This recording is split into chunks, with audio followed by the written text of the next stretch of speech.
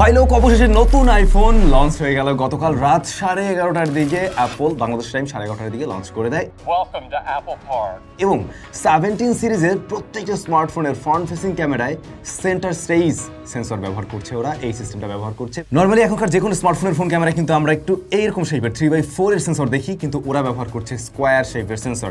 আপনাকে আর এইভাবে ধরে গ্রুপ সেলফি তোলার প্রয়োজন নেই, এভাবে ধরেই চাইলে গ্রুপ সেলফি বা ওয়াইড সেলফি তুলতে পারবেন। তবে তার চাইতেও ইন্টারেস্টিং ব্যবহার হলো এয়ারপডস প্রো 3-তে হার্ট রেট সেন্সর রয়েছে। এরকম প্রায় 15টা স্পোর্টস মোড পাওয়া যাবে এয়ারপডস প্রো 3-তে, ওয়ার্কআউট মোড আর কি। ইন্টারেস্টিং ব্যাপার না?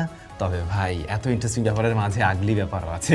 মানে আইফোন 17 প্রো ম্যাক্স এর যে রূপ ভাবছিলেন যে এমন রূপে আসতে পারে, এক্স্যাক্টলি সেম রূপেই আসছে ওই স্মার্টফোন।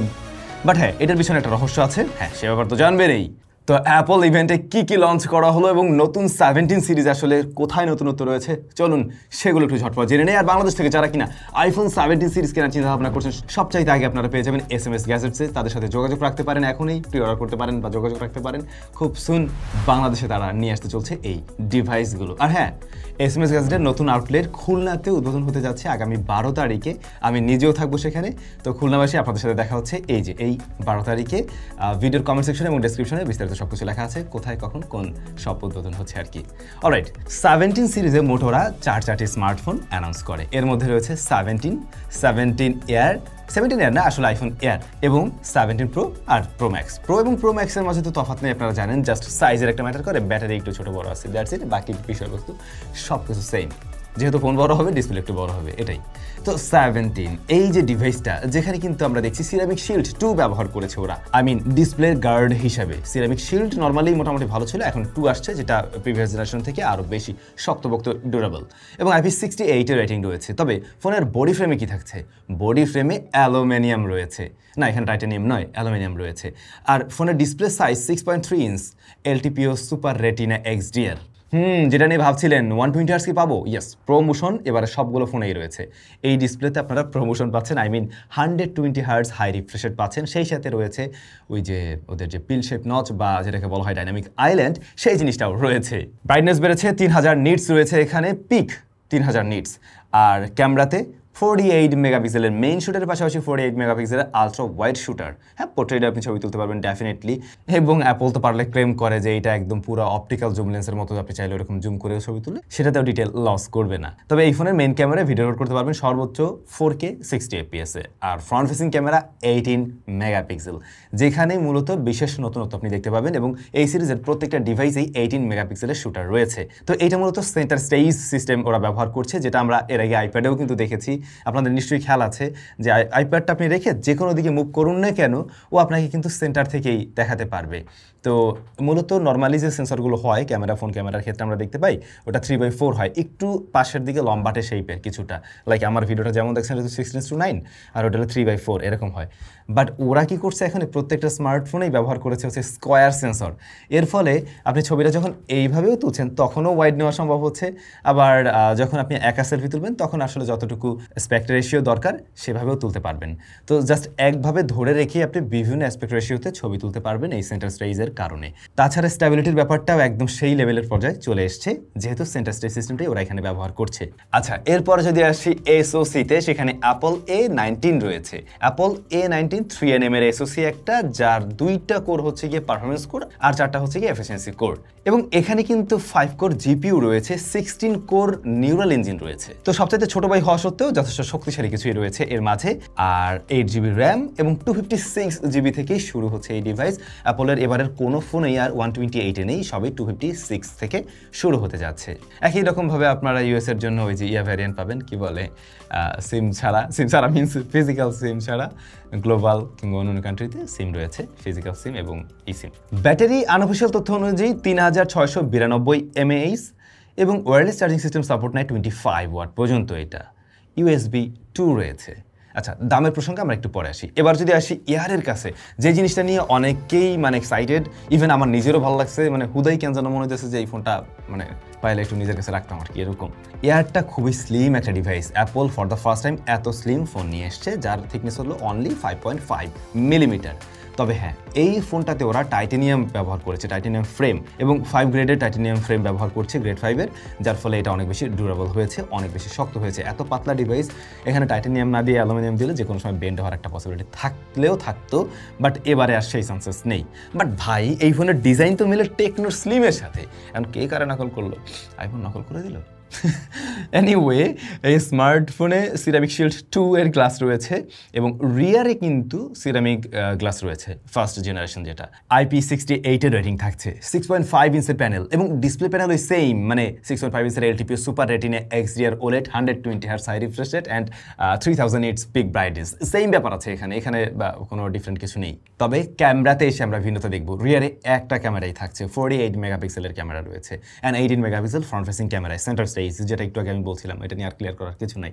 আর 48টা মেইন ক্যামেরা হিসেবে ব্যবহার হবে। হ্যাঁ, এখানে পোর্ট্রেট তোলা যাবে এবং ওই একইভাবে ওরা ক্লেম করে যে এটা দিয়ে জুম করে ছবি তুললেও সেটা আপনারা লসলেস জুমের মতোই একটা আউটপুট পেয়ে যাবেন। 4K 60 FPS এ ভিডিও রেকর্ড করতে পারবে সর্বোচ্চ বোথ সাইডের ক্যামেরা। আইফোনের প্রত্যেকটারই বোথ সাইডের ক্যামেরা 4K 60 FPS রেকর্ড করতে পারবে বা পারতো। এই ফোনটা স্লিম হওয়া সত্ত্বেও এর মাঝে চিপটা কিন্তু আরও বেশি শক্তিশালী। একটু আগে আমরা দেখলাম A19, এখানে রয়েছে A19 Pro, এবং এটা কিন্তু 6 কোরের একটা CPU, যেখানে 5 কোর GPU রয়েছে অ্যান্ড 16 কোর নিউরাল ইঞ্জিন রয়েছে।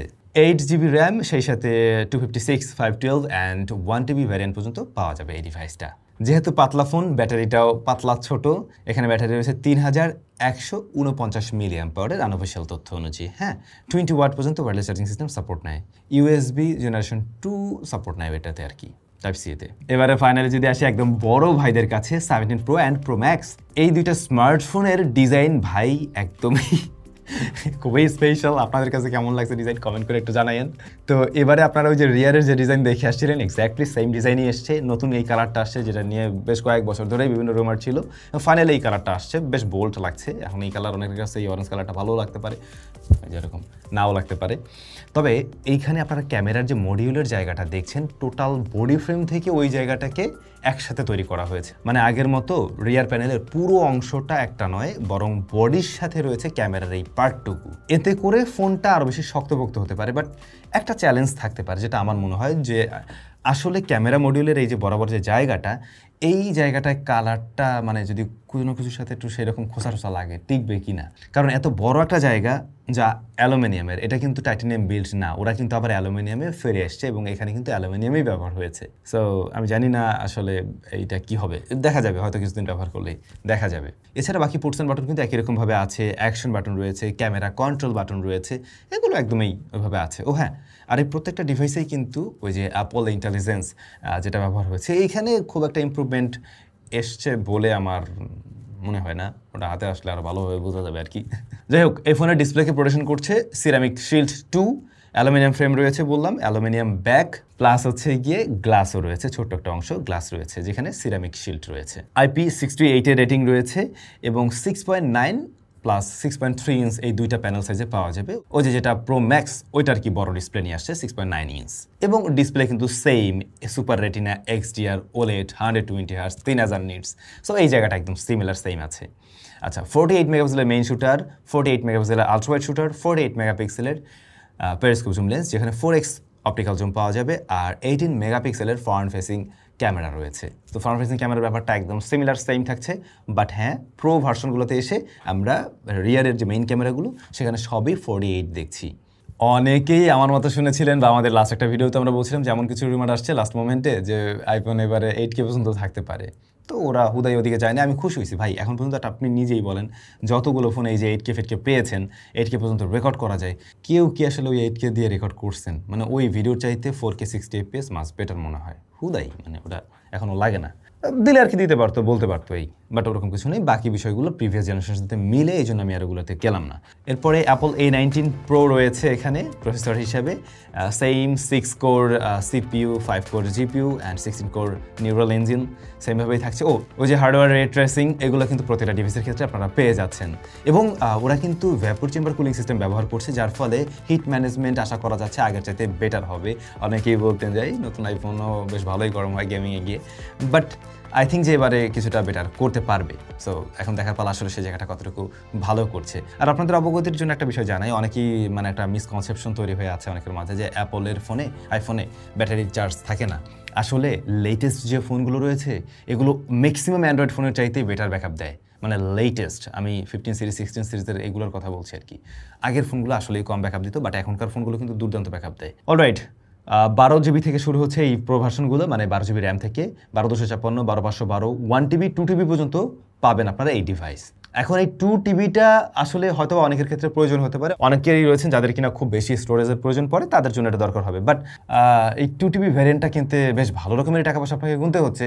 রিসেল ভ্যালু আসলে কোন লেভেলে গিয়ে হিট করবে সেটা একটা ভাবার বিষয় হয়তোবা। তো এই ফোনগুলোতে কিন্তু ইউএসবি জেন 3 রয়েছে, হ্যাঁ, আপনি ডাটা ট্রান্সফার খুব দ্রুত বা ফাস্টার গতিতে করতে পারবেন। প্লাস ওই যে অনেকে আছে প্রমোশন টোশনে ভিডিও শ্যুট করবেন, লগে শ্যুট করবেন, ডিরেক্টলি এসএসডি ব্যবহার করবেন, সেই ক্ষেত্রে এটা আপনাকে একটা বাড়তি সুবিধা দেবে নিশ্চয়ই, যেটা আমরা প্রিভিয়াসলি দেখেছিলাম। আচ্ছা, ব্যাটারির ক্ষেত্রে ম্যাক্স এবং প্রোর মাঝে তফাৎ থাকবে খুব স্বাভাবিক, এবং এখানে এসে ইসিম ছাড়া ফিজিক্যাল সিম তার মাঝেও একটা তফাৎ আছে দেখলাম অনলাইনে। যেমন ইসিমের ক্ষেত্রে 5088 হচ্ছে গিয়ে প্রো ম্যাক্সে, এবং ইসিম ছাড়া যেটা ফিজিক্যাল সিম যেটা সেটাতে রয়েছে 4832 mAh। অন্যদিকে প্রোর ক্ষেত্রে, মানে অনলি প্রোর ক্ষেত্রে ইসিম যেটা সেখানে রয়েছে 4252 mAh, এবং যেটাতে ফিজিক্যাল সিম রয়েছে ওটাতে রয়েছে 3988 mAh। এইগুলো কিন্তু অনলাইন তথ্য, আনঅফিসিয়াল চ্যানেল থেকে জানা। সো এরকম এখন কি ওই যেটাতে ফিজিক্যাল সিম ব্যবহার করা যাবে সেটা কি একটু বেশি জায়গা দখল করবে, সিমের জন্য বাড়তি জায়গা নষ্ট করবে, এই জন্য কি ব্যাটারি সাইজ ছোটো করা হয়েছে কিনা, হতে পারে। তবে আপনারা এবার একটু ফাস্টার গতিতে ওয়্যারলেস চার্জ করতে পারবেন এই ডিভাইসগুলোতে, এটা হচ্ছে বিষয়। প্রতিটা ডিভাইসে রান করছে iOS 26-এ, অ্যান্ড এআই এর ফিচার্স আছে যেটা বললাম। এই তো মোটামুটি সোফার এই ছিল নতুন আইফোন 17 প্রো ম্যাক্স। প্রো ম্যাক্সের ক্ষেত্রে আমরা ডিজাইন নতুন দেখছি, আর এদিকে হচ্ছে এয়ারটা একেবারে নতুন একটা জিনিস। হয়তো অনেকের কাছে এটা ভালো লাগতে পারে, পাতলা জিনিস বাট পাওয়ারফুল কিছু। বাট আমরা আরও কিছুটা চেঞ্জেস আশা করছিলাম বা নতুনত্ব থাকবে সেরকম ভেবেছিলাম, না সেরকম কিছু এখনও দেখছি না সত্যি বলতে। এটাই ফাইনালি বাকি থাকে দামের বিষয়টা। আইফোন 17 799, এয়ারের দাম 999, প্রো সিরিজে এসে আমরা দেখছি দাম হচ্ছে 1099 থেকে। তো প্রাইসিংয়ের ক্ষেত্রে কিন্তু আমরা যেমনটা শুনছিলাম যে দাম অনেক বেশি বেড়ে যেতে পারে, বেড়ে যাওয়ার একটা পসিবিলিটি আছে বিভিন্ন ট্যারিফের কারণে। বিভিন্ন ট্যারিফ মিনস ওই ট্রাম্পের। সো ওই রকম কোনো ব্যাপার স্যাপার আমরা দেখিনি, অ্যাপল ওই জায়গাটা মোটামুটি ঠিকঠাক ট্রাই করেছে আর কি। এই তো এটাই। আচ্ছা, এবার যদি আইফোন রেখে আমরা একটু কিনা ওই এয়ারপডস প্রো 3-র কাছে চলে আসি। এয়ারপডস প্রো 3-র ব্যাপারটা আমার কাছে আসলে জোস লাগছে। প্রিভিয়াস জেনারেশন থেকে বেশ কিছুটা আপডেট আসছে, বিশেষ করে ওরা তো দাবি করছে ওয়ার্ল্ডের সবচাইতে শক্তিশালী ANC দিতে যাচ্ছে এবারে, মানে দিয়েছে আর কি। সো আই হোপ সেরকম কিছু লাইভ ট্রান্সলেট ব্যাপার স্যাপার অ্যাড হয়েছে। আপনি আপনার ভাষায় কথা বলবেন, অপর প্রান্তের ব্যক্তি যিনি কিনা এয়ারপডস প্রো জেনারেশন 3 ব্যবহার করছে উনি আর কি ওনার ভাষায় শুনতে পাবে। ইভেন দুজনে যদি এয়ারপডস প্রো 3 ব্যবহার করে সেই ক্ষেত্রে কিন্তু দুজনের ভাষায় কথা বলবে, বাট ট্রান্সলেট হয়ে যাবে হচ্ছে গিয়ে যার ভাষায় ওভাবে আর কি। তো সেক্ষেত্রে এটা কমিউনিকেশনের জন্য একটা দারুণ ব্যাপার স্যাপার। আমি অলরেডি চায়নায় গিয়ে অনলি 1500 টাকার একটা ইয়ারফোনে মনস্টারের দেখে আসছিলাম, এরকম ফিচার ওরা ব্যবহার করছে মূলত থার্ড পার্টি অ্যাপের থ্রুতে আর কি। বাট অ্যাপলের ক্ষেত্রে ওরা ওদের নিজস্ব অ্যাপের মাধ্যমে আর কি, যদি ধরুন আপনি নিজে ব্যবহার করছেন শুধুমাত্র ওই এয়ারপডস প্রো, আপনি কথা বলছেন আপনার ভাষায়, আর অপর প্রান্তের ব্যক্তিত্ব আর এয়ারপডস প্রো নেই, সেক্ষেত্রে সে কীভাবে বুঝবে? আপনার স্ক্রিন থেকে আপনি ওটা দেখাইতে পারবেন, কিংবা ওইখানে লেখা আসবে, অথবা ওইটা দিয়ে হচ্ছে লাউড স্পিকার দিয়েও ওইভাবে কথা বলা সম্ভব। এই ব্যাপারটা অনেক কাজে লাগতে পারে। সেই সাথে IP57-এর রেটিং যোগ হয়েছে, তো আরেকটু সোয়েট প্রুফ বলতে পারেন, যারা ওয়ার্কআউট করেন তাদের জন্য একটু এক্সট্রা বেনিফিশিয়াল এটা বলা যেতে পারে। দেন যে ব্যাপারটা বেশি ভালো লাগছে সেটা হচ্ছে এখানে হার্ট রেট সেন্সর। ভাই রে ভাই, আপনার আর আলাদাই ঘড়ি টড়ি ব্যবহার করা লাগবে না। 15টা ওয়ার্কআউট মুড আপনি এই আপনার থেকে পাবেন এয়ারপডস প্রো থেকে। কতটুকু ক্যালোরি বার্ন করলেন, লাস্ট ডেতে আপনি কতটুকু দৌড়িয়েছিলেন, তার চাইতে এখন কতটুকু বেশি দৌড়ালেন, কম দৌড়ালেন, বা আপনার নতুন রেকর্ড, এই সমস্ত বিষয়গুলো আপনি এখান থেকে জানতে পারবেন। এটা কেউ মনে হয় জীবনও ভাবেও নাই যে এয়ারপডসের ভিতরে বা ইয়ারফোনের ভিতরে এই ধরনের জিনিস ইমপ্লিমেন্ট করা সম্ভব। অ্যাপল এরকম কিছু অদ্ভুত জিনিস চিন্তা ভাবনা করে, যেমনটা ওই সেন্টার স্টেজের ক্ষেত্রে আমরা একটু আগে দেখছিলাম আর কি। আচ্ছা, এরপরে যদি আসি অ্যাপল ওয়াচের ক্ষেত্রে, সেখানে ওরা নতুন ঘড়ি টড়ি নিয়ে আসছে। এখানে খুব স্পেশাল তেমন কিছু না দেখলেও প্রিভিয়াস জেনারেশন থেকে টুকটাক কিছু ইমপ্রুভমেন্ট আসছে, অ্যাকুরেসি। তবে একটা ব্যাপার ওরা দেখালো ইভেন্টে, যে অ্যাপল ওয়াচ ব্যবহার করার ফলে অনেক মানুষেরই লাইফ সেভ হয়েছে, বিভিন্নজন বিভিন্নভাবে বেনিফিটেড হয়েছে, সেই বিষয়গুলো আসলে কিন্তু এই ক্ষেত্রে কিছুটা ওয়ার্ক করে ওদের এই ব্যাপারটা। তবে সারাক্ষণই আপনার হাতে সেক্ষেত্রে ঘড়ি থাকা চাই। বাংলাদেশের ক্ষেত্রে খুব কম মানুষই আছে সারাক্ষণ হাতে করে দিয়ে রাখি আর কি। মোটামুটি এই ছিল গতকালকের অ্যাপলের ইভেন্ট, নতুন ফোন যা যা নিয়ে আসছে, কি থাকছে আমি একটু সারসংক্ষেপে বলার চেষ্টা করেছি। আমরা খুব শীঘ্রই হয়তো এই ডিভাইস পেয়ে যাব 19 তারিখেই, এবং ফোন পেলে তখন এইটা একদম সরাসরি আপনাদেরকে ফিজিক্যালিভাবে দেখিয়ে হয়তোবা তখন আরও ইন ডিটেলে ভিডিও তৈরি করা যাবে, টেস্টিং রেজাল্টও কিছু শেয়ার করা যাবে নিশ্চয়ই। কেমন লাগলো ভিডিওটি কমেন্ট করে জানাবেন। সবাই ভালো থাকবেন, অনেক বেশি ভালো। দেখা হচ্ছে নতুন ভিডিওতে।